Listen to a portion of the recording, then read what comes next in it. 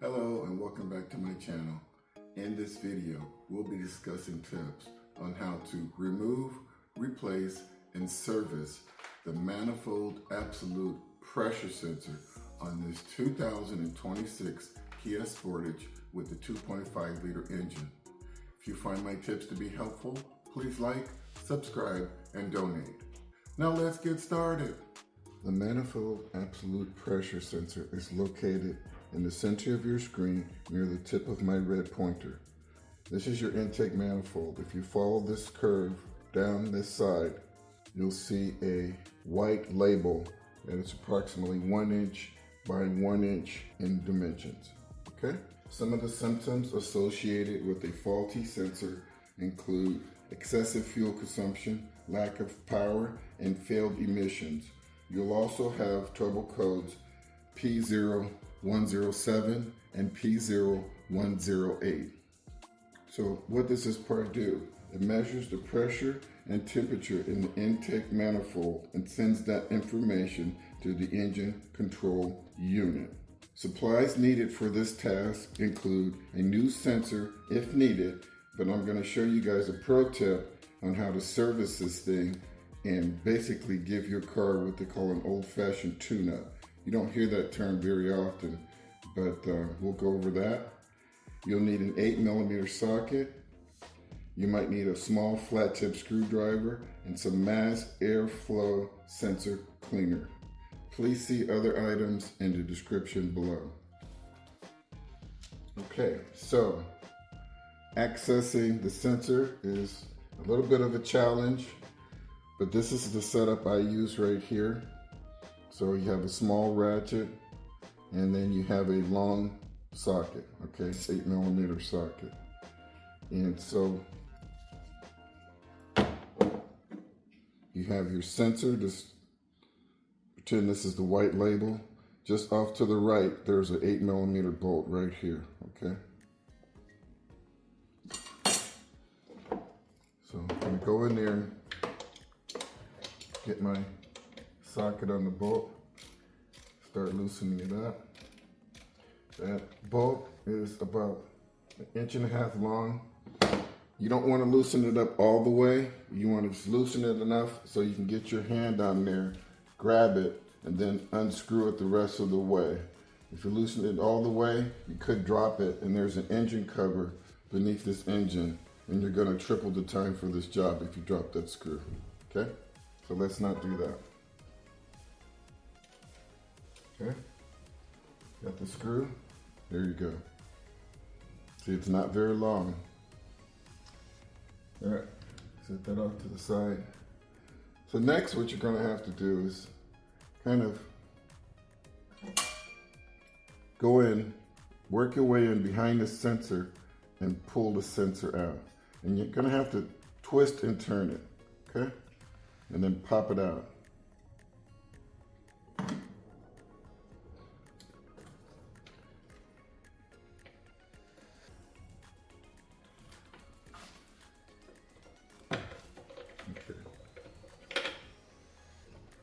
Yeah.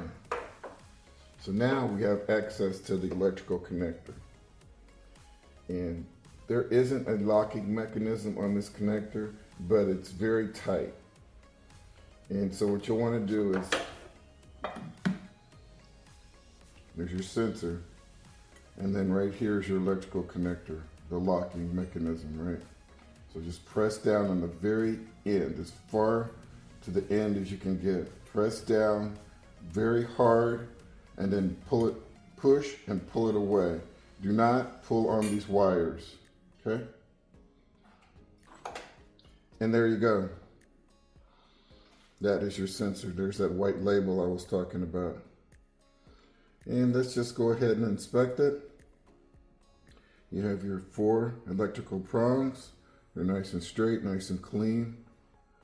This is a pressurized device, so you shouldn't see any cracks. Okay. Here's your mounting flange. And you notice there's a metal sleeve in there so you can tighten down pretty hard. Maybe 7 pound-feet of torque. Okay. You have your O-ring And this thing should be really clean. Always inspect the O-ring with your thumb, and the O-ring should not be hard or brittle, and it shouldn't have any cracks, right? So if you look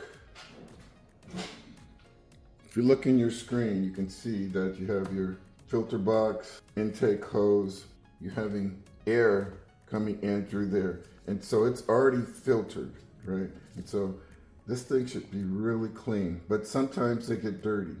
This positive crankcase ventilation valve is allowing crankcase gases to flow in through the throttle body, right? And some of that is flowing past and onto the sensor, especially if you're doing short trips.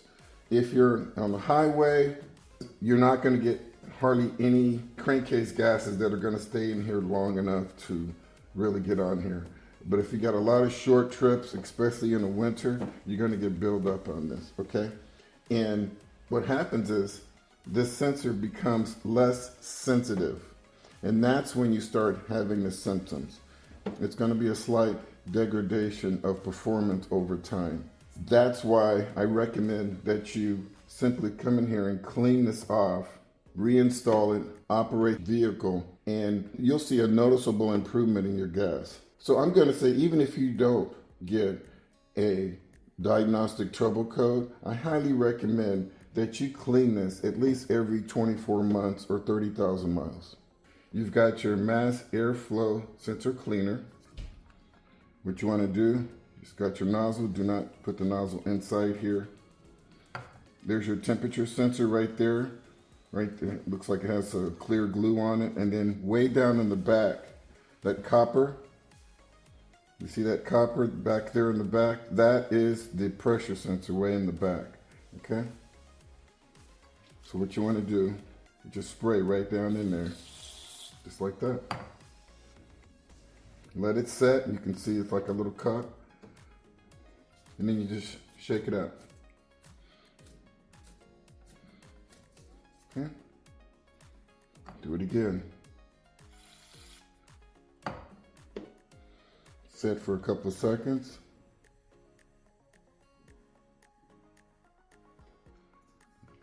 Shake it out. Okay, so you want to repeat that 3 times, okay? And you'll notice that this cleaner here dries right away. And I see a noticeable difference right now. I don't know if you guys could tell, but it doesn't take much. The cleaner works really well. It's specifically designed for these types of sensors, okay? The mass airflow sensor and the MAP sensor, okay? I don't know if you guys could see that. If you look down in there, you should see almost a mirror finish on that copper. And if you don't see it, maybe spray it 3 more times because you have a lot of buildup. Now, when you reinstall it, you're not going to see a difference right away. You're going to have to drive the vehicle for maybe 20 miles, and then you'll notice you'll pull up to a stop sign and it'll idle way down, right? And so you might have to turn off the automatic shut off to be able to detect it, but it'll idle much lower. If the car is idling low, that means it's barely sipping fuel, and that's where you get the increased fuel efficiency, okay?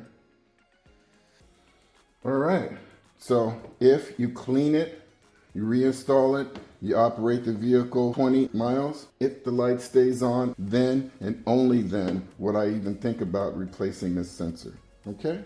And those are my pro tips. So let's go ahead and get this reinstalled and move on with the video. So I looked in here and I made sure the gasket was in place and that it was not deformed. So the first thing I'm going to do is make this electrical connection. Hold on to this thing tight, because if you drop it, you're going to triple your time for the job. Okay, this thing sits on the front of the engine. And if you go through some standing water or something, you could get water on this sensor. So you want to make sure that gasket is in place. There you go. You heard the click, right? So make sure the wire is not twisted. And then you're going to go in. I'm right-handed, so I'm going to go with my right hand. And I can see the hole where the sensor just kind of drops back into, right? So just press the sensor in place. It'll kind of drop down. You'll hear it. There you go, like that.